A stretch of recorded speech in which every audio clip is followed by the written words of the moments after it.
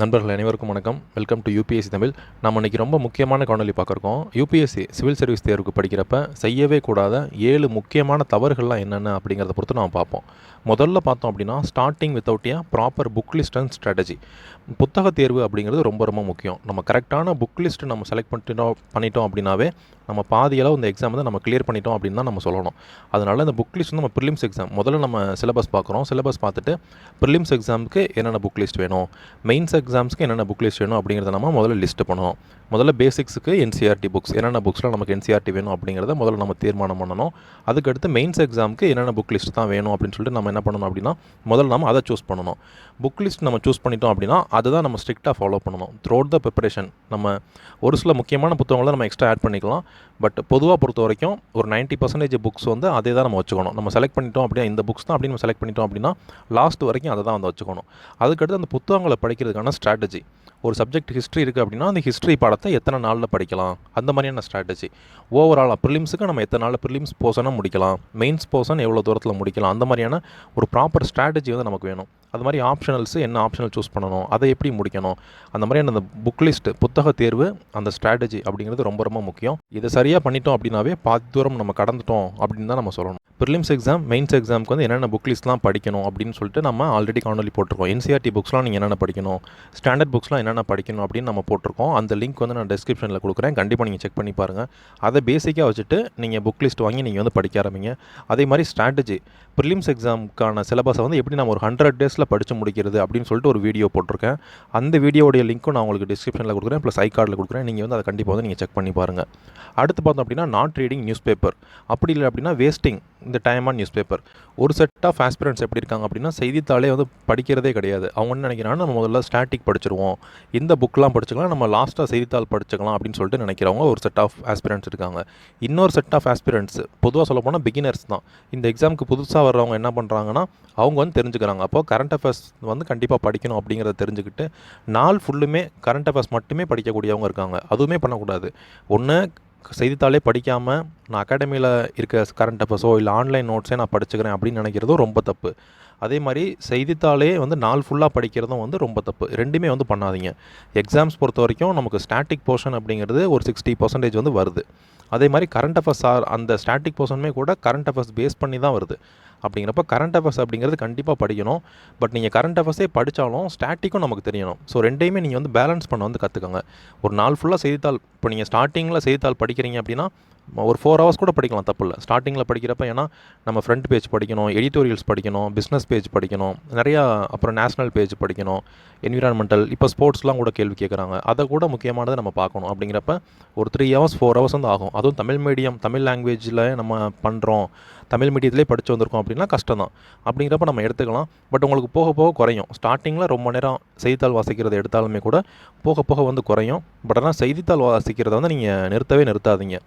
Hindu news paper வந்து எப்படி இந்த எக்ஸாமுக்கு படிக்கணும், சிவில் சர்வீஸ் எக்ஸாமுக்கு எப்படி படிக்கணும், எந்தெந்த டாப்பிக்லாம் ஃபோக்கஸ் பண்ணணும் அப்படின்னு சொல்லிட்டு நம்ம ஆல்ரெடி ஒரு காணொலி வந்து நான் போட்டிருக்கேன்.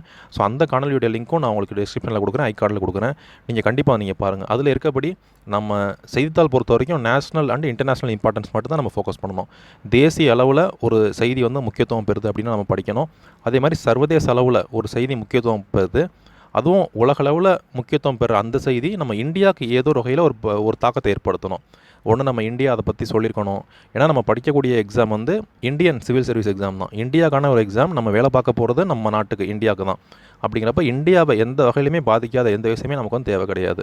ஸோ அதனால் தேசிய அளவில் ஒரு விஷயம் வந்து ரொம்ப நாள் குறிப்பிட்ட நாள் பேசப்பட்டாவோ இல்லை ஒரு தாக்கத்தை ஏற்படுத்தினாவோ நமக்கு தேவை. அதே மாதிரி சர்வதேச அளவில் ஒரு விஷயம் வந்து தாக்கத்தை ஏற்படுத்துது, அது நம்ம இந்தியாவுக்கும் ஒரு பாதிப்பு ஏற்படுத்துது இல்லை தாக்கம் ஏற்படுத்துது அப்படின்னா அது வந்து நம்ம படிக்கணும். அப்படி இல்லை அப்படின்னா அந்த செய்தி வந்து நம்ம படிக்க வேண்டியதில்லை. இதுதான் ஓவராலாக சொல்லணும். அப்படின்னா நீங்கள் எப்படி செய்தித்தாள் படிக்கணும் அப்படின்னா நீங்கள் அந்த காணொலி பார்த்து நீங்கள் வந்து கரெக்டாக தெரிஞ்சு படிங்க. அடுத்து பார்த்தோம் அப்படின்னா NCERT புத்தகங்கள். NCERT புக்ஸ் வந்து படிக்காமல் விட்டுறது. ஃபுல்லாக என்ன பண்ணுறாங்க அப்படின்னு நிறைய பேர் ஸ்கிப் பண்ணிடுறாங்க. NCERT புக்ஸ் படிக்கலை அப்படின்னா நம்ம பேசிக்லேயே ஸ்ட்ராங் ஆக மாட்டோம். ஏன்னா ரொம்ப அடிப்படையான கேள்விகள் தான் இப்போ கேட்குறாங்க. ரொம்ப சொல்லப்போனால் மினிமம் சப்போர்ட் ப்ரைஸ்னால் என்ன அப்படிங்கிற ஒரு கேள்வி கேட்குறாங்க. Fundamental rights article 12 to article 35 தான் ஃபண்டமெண்டல் ரைட்ஸ் இருக்குது. இந்தியன் பாலிட்டி பொறுத்த வரைக்கும் நான் பார்த்தோம்னா டைரக்ட் கொஸ்டின் மட்டும்தான் இப்போ வரைக்குமே கேட்குறாங்க. அதெல்லாம் வந்து அந்த மார்க்லாம் மிஸ் பண்ணவே கூடாது. ரைட் டு ப்ரைவசி அப்படிங்கிறது எந்த ஆர்டிகல்னு கேட்குறாங்க. இதெல்லாம் வந்து ரொம்ப எல்லாருக்குமே சாதாரண ஒரு கொஸ்டின் தான். அப்படிங்கிறப்ப இந்த டைரெக்டான கொஸ்டின் ஒரு கொஸ்டின் வந்து எல்லாருமே வந்து ஆன்சர் பண்ணுறாங்க அப்படின்னா நம்மளும் ஆன்சர் பண்ணணும். சப்போஸ் அந்த கொஸ்டின் இந்த வந்து ஒரு போட்டித் தேர்வாக இருக்கிறதுனால அனைவருமே ஆன்சர் பண்ணுற கேள்விக்கு நம்ம ஆன்சர் பண்ணணும். அனைவருமே ஆன்சர் பண்ணாத கேள்விக்கு நம்ம ட்ரை பண்ண பார்க்கணும். அப்போ தான் கிளியர் பண்ண முடியும். அப்போ எல்லாருக்குமே தெரிஞ்ச கேள்வியை நீங்கள் மிஸ் பண்ணிட்டீங்க அப்படின்னா போட்டியில் வந்து நம்ம இன்னும் கீழே போயிடுவோம்ல. அதனால் அந்த தவறு வந்து பண்ணாதீங்க.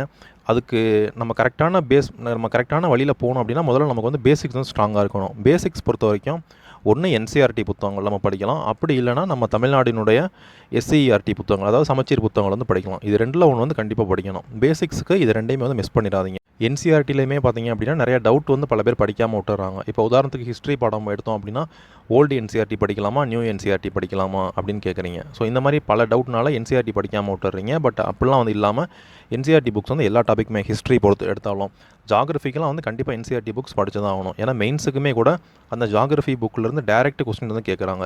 அதனால் என்சிஆர்டி புக்ஸ் வந்து கண்டிப்பாக நம்ம படிக்கணும். ஓல்டு என்சிஆர்டி புக்ஸ் படிக்கலாமா இல்லை ஹிஸ்ட்ரிக்கு நியூ என்சிஆர்டி புக் படிக்கலாமா அப்படின்னு கேட்டால் நியூ என்சிஆர்டிஸ் வந்து ஃபஸ்ட்டு படிச்சிருங்க கண்டிப்பாக. நம்ம modern history, ancient history, medieval history பொறுத்த வரைக்கும் டோட்டலாக 7 புக்கு இருக்கும். 6th ஒரு புக்கு, 7th ஒரு book, 8th 2 book, 12th 3 book, தீம்ஸில் 3 புக்கு இருக்கும். இந்த 7 புக்குமே வந்து கண்டிப்பாக படிச்சிருங்க.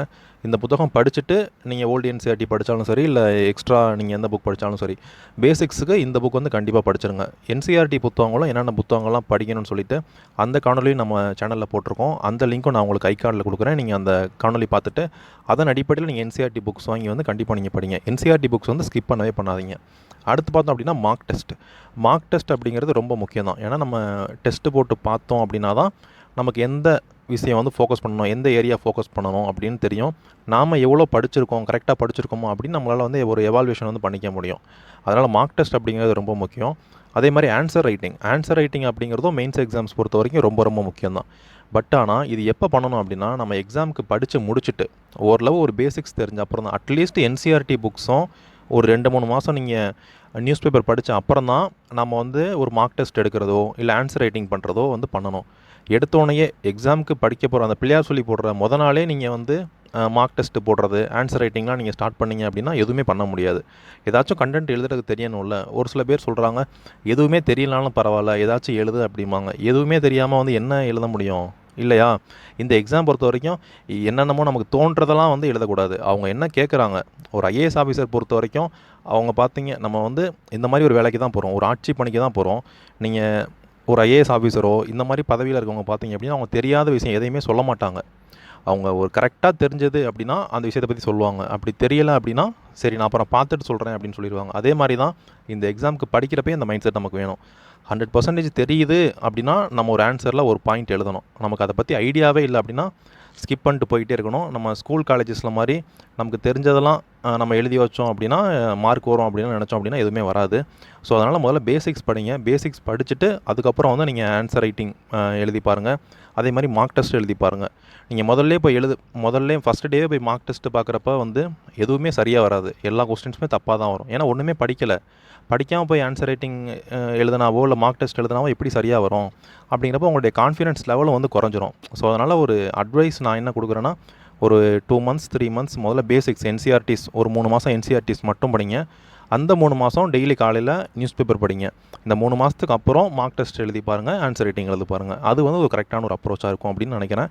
ஸோ இதை வந்து நீங்கள் ட்ரை பண்ணி பாருங்கள். சோசியல் மீடியா அப்படிங்கிறது அடுத்து நம்ம அவாய்ட் பண்ண வேண்டிய முக்கியமான விஷயம். எதுக்கெடுத்தாலும் நம்ம சோசியல் மீடியா போகிறது, ரொம்ப நேரம் ஸ்பெண்ட் பண்ணுறது அதெல்லாம் வந்து பண்ணாதீங்க.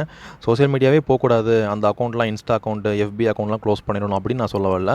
பட் ஆனால் ரொம்ப நேரம் உங்களுக்கு அது ரொம்ப நேரம் எடுத்துக்குது அப்படின்னா வந்து நீங்கள் அதெல்லாம் பண்ணாதீங்க. இன்னும் ஒரு சில பேர் என்ன பண்ணுறாங்க அப்படின்னா என்சிஆர்டி புக்கில் ஒரு 10 பக்கம் படிச்சுட்டு உடனே ஒரு ஃபோட்டோ பிடிச்சி நீங்கள் வந்து பொதுவாக இன்ஸ்டாகிராமில் போடுறது, லைக்ஸ் வாங்குறது அந்த மாதிரி பண்ணுறீங்க. என்சிஆர்டி புக் நம்ம படிச்சிட்டோம், ஒரு புக்கு நம்ம ஒரு 6th என்சிஆர்டி புக் படிச்சிட்டோம் அப்படின்னா ஃபோட்டோ பிடிச்சி இன்ஸ்டாவில் போடக்கூடாது. நம்ம என்ன பண்ணணும், டெஸ்ட்டு போட்டு பார்க்கணும். ப்ரீவியஸ் இயர் கொஸ்டின் பேப்பர் எடுத்து அது என்னெல்லாம் வந்திருக்கு நம்ம அப்படி போட்டு பார்க்கணும். ஆனால் இந்த மாதிரி நம்ம ஃபோட்டோ பிடிச்சி போடுறது இந்த மாதிரி பண்ணிகிட்டு இருந்தோம் அப்படின்னா அது சரியாக இருக்காது. ஸோ அதனால் சோசியல் மீடியா அப்படிங்கிறது படிக்கிறதுக்கும் சரி மிச்ச விஷயங்களுக்கும் சரி நல்லா யூஸ் பண்ணலாம். ஸோ அந்த மாதிரி யூஸ் பண்ணுங்கள்.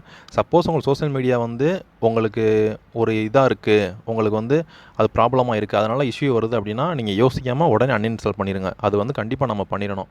அதனால் எந்த ஒரு பிரயோஜனமே வராது. மார்க் ஜுகர்பர்க்கோ லாரி பேஜோ அவங்களுக்கு வேணால் அதனால் பெனிஃபிட் இருக்குமே ஒழிய நமக்கு அதில் போய் நீங்கள் விவாதங்கள் பண்ணிகிட்டு இருக்கிறதுனால, ஆன்லைனில் ட்விட்டரில் போய் சண்டை போடுறதுனாலையோ, இல்லை டெலகிராமில் குரூப்பில் போய் நீங்கள் டிஸ்கஸ் பண்ணிகிட்டு இருக்கிறதுனாலையோ எதுவுமே மாற போகிறதில்ல அப்படின்னு நீங்கள் தெரிஞ்சுக்கோங்க. நம்ம மாற்றம் கொண்டு வரணும் அப்படின்னா எக்ஸாம் கிளியர் பண்ணி நீங்கள் ஒரு ஆஃபீஸ் போயிட்டு அந்த மாதிரி மாற்றம் கொண்டு வரலாமே ஒழிய சோஷியல் மீடியாவில் எந்த மாற்றமே வந்து கொண்டு வர முடியாது. ஸோ அதனால் சோஷியல் மீடியா அப்படிங்கிறத வந்து கரெக்டாக வந்து கையாளுங்க. அடுத்து பார்த்தோம் அப்படின்னா previous year question paper. Previous year question paper அப்படிங்கிறது ரொம்ப ரொம்ப முக்கியம் அந்த ப்ரிப்பரேஷனுக்கு. அது படிக்கிறப்ப தான் நமக்கு யூபிஎஸ்சி இப்போ நம்ம ஒரு ஹிஸ்ட்ரி பாடம் படிக்கிறோம், இப்போ மாடர்ன் ஹிஸ்ட்ரி படிக்கிறோம் அப்படின்னா இந்த சிலபஸ் யூபிஎஸ்சி சிலபஸ் அப்படிங்கிறதே ரொம்ப பெருசு. அதுலேயும் எல்லாமே பெருசு தான். மாடர்ன் ஹிஸ்ட்ரி அப்படிங்கிறது ரொம்ப பெருசு. அப்போ மாடர்ன் ஹிஸ்ட்ரிக்கு நம்ம நிறைய புக்கு படிக்கிறோம். அந்த புக்கில் இவங்க எந்த டாபிக் வந்து ஃபோக்கஸ் பண்ணுறாங்க யூபிஎஸ்சி அப்படிங்கிறத நம்ம தெரிஞ்சுக்கலாம். அப்படிங்கிறப்ப நம்ம ப்ரீவியஸ் இயர் கொஸ்டின் பேப்பர் பார்க்குறப்ப இப்போ நான் கோஆபரேஷன் மூமெண்ட்டில் வந்து ஃபோக்கஸ் பண்ணுறாங்க. அப்போ நான் கோஆபரேஷன் மூமெண்ட்டில் எதுலேருந்து கேள்வி கேட்குறாங்க அப்படின்னு நம்ம பார்த்தோம் அப்படின்னா அப்போ யூபிஎஸ்சி இந்த மாதிரி தான் கேள்வி. அப்போ யூபிஎஸ்சினுடைய மைண்ட் செட்டை, இந்த கொஸ்டின் ஃப்ரேம் பண்ணுறவங்களோட மைண்ட் செட்டை நம்ம எதுலேருந்து புரிஞ்சுக்க முடியும் அப்படின்னா இந்த ப்ரீவியஸ் இயர் கொஸ்டின் பேப்பரில் தான் புரிஞ்சுக்க முடியும். அதனால் ப்ரீவியஸ் இயர் கொஸ்டின் பேப்பர் அப்படிங்கிறது ரொம்ப ரொம்ப முக்கியம். நீங்கள் ப்ரீவியஸ் இயர் கொஸ்டின் பேப்பர் வந்து பல ஆண்டுகளுக்கு 27 ஆண்டுகளுக்கு மேற்பட்ட previous year question paper, prelims question paper வந்து கிடைக்கிது. அதனுடைய லிங்க் கூட நான் அமேசான்லேருந்து டேரெக்டாக நீங்கள் வாங்கிக்கலாம். அதை நீங்கள் கிளிக் பண்ணி அந்த லிங்க் கூட நான் டிஸ்கிரிப்ஷனில் கொடுக்குறேன். அதை நீங்கள் கிளிக் பண்ணி நீங்கள் அங்கேருந்து நீங்கள் வாங்கிக்கோங்க. ஸோ டெய்லி வந்து நிறைய கொஸ்டின் போட்டு பார்க்கணும், டெய்லி ஒரு 100 கொஸ்டின் 200 கொஸ்டின் பார்க்கணும் அப்படின்லாம் அவசியம் இல்லை.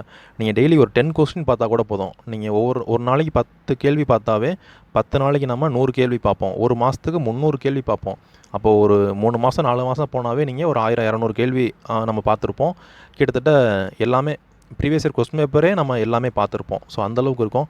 அதனால் ப்ரீவியஸ் இயர் கொஸ்டின் பேப்பர் அப்படிங்கிறது ரொம்ப ரொம்ப முக்கியம். அதை வந்து மிஸ் பண்ணாதீங்க.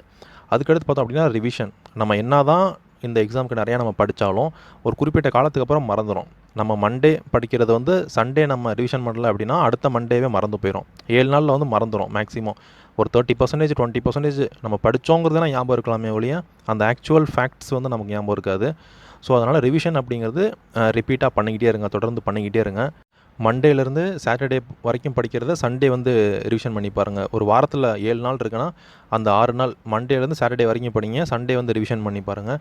அதே ஒரு மாதத்தில் 30 நாள் இருக்குங்கிறப்ப ஒரு 28 நாள் படிங்க, கடைசி 2 நாள் தான் ரிவிஷன் பண்ணி பாருங்கள். ஒரு 2 மாதம் படித்ததை அடுத்த 3ஆம் மாதம் ரிவிஷன் பண்ணி பாருங்கள். ஸோ எவ்வளோ தூரம் நம்ம ரிவிஷன் பண்ண முடியுமோ ரிவிஷன் பண்ணுறப்ப நம்மளால் அதை வந்து ஞாபகம் வச்சுக்க முடியும். அதனால் ரிவிஷன் அப்படிங்கிறது ரொம்ப முக்கியமான விஷயமா இருக்குது. இப்போ நான் சொன்னது எல்லாமே வந்து இதில் ஏதாச்சும் ஒன்றில் கூட நம்ம லாகிங் ஆகக்கூடாது அப்படிங்கிறதுனால தான் நான் சொன்னேன். நீங்கள் ஏதாச்சும் ஒரு விஷயத்தில் இப்போ சோஷியல் மீடியாலையோ இல்லை வேறு ஏதாச்சும் ஒன்று நீங்கள் பண்ணாமல் இருந்தீங்க அப்படின்னா நீங்கள் என்ன அப்படின்னு நீங்கள் கமெண்ட் பண்ணுங்கள். இல்லை நீங்கள் வேறு ஏதாச்சும் பண்ணணும், இப்போ நான் சொன்னதில் ஏதாச்சும் ஒன்று பண்ணலை, இனிமேல் நான் அது பண்ண போகிறேன் அப்படின்னு நீங்கள் ஏதாச்சும் நினச்சாலுமே கூட அது என்னன்னு நீங்கள் சொல்லுங்கள். இந்த நிறைய மிஸ்டேக் இருக்குது நம்ம யூபிஎஸ்சி ப்ரிப்பரேஷனில் பொறுத்த வரைக்கும். ஏன்னா நமக்கு நம்மளை ஸ்ட்ராங் ஆக்கிறத விட நம்மளை வீக் ஆக்கிறதுக்கு தான் இங்கே நிறைய விஷயம் வந்து உருவாக்கப்பட்டுக்கிட்டு இருக்குது. அதுவுமே சுற்றி இருந்துக்கிட்டு தான் இருக்குது. பட் நம்ம ஃபோக்கஸ் வந்து நம்மளை எந்தெந்த விஷயம்லாம் ஸ்ட்ராங் ஆகுது அப்படிங்கிறத பொறுத்து தான் இருக்கணும். ஏதாவது சந்தேகங்கள் இருக்குது அப்படின்னா நீங்கள் கமெண்ட் பண்ணுங்கள். Thank you friends.